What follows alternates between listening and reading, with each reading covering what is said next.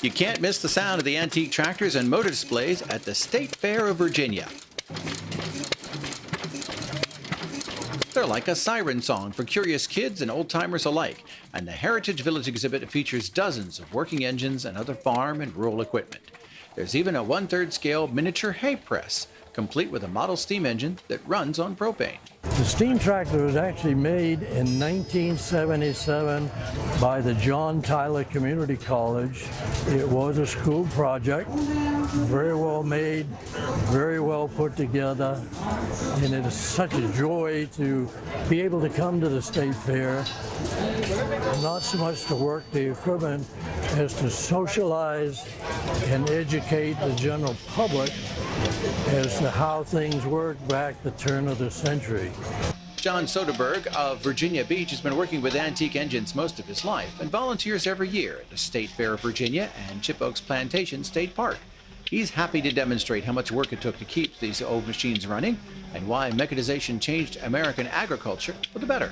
And he says children enjoy the old machines more than their parents. And they're actually mesmerized by the wheels turning, the gears in motion, and they'll sit and stare, and the parents will have to grab them by the hand and let's go see something else.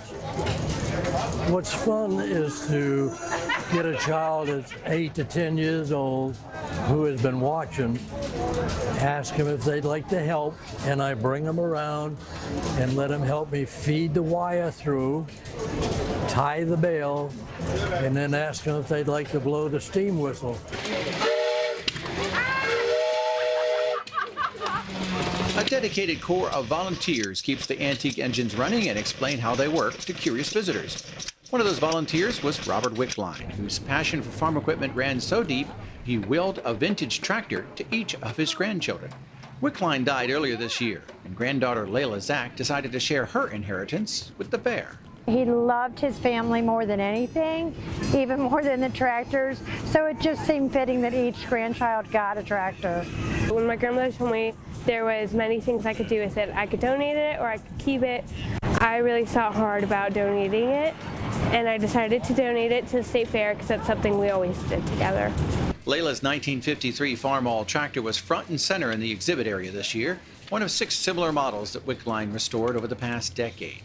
Some of them came in pieces, and every one was stripped completely down, repainted, 100% authentic, so it varied.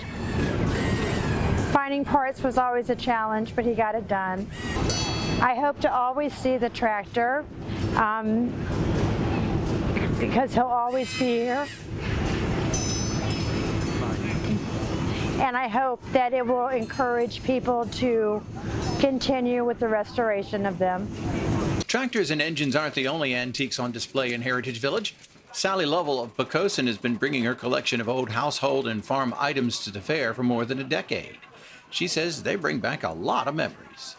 The old folks like to show the younger people, oh, this is what's mine when I was a little girl, or this is what my grandmother used.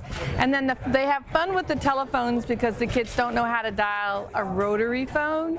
That's a really big kick. So, and then the kids like to be able to touch.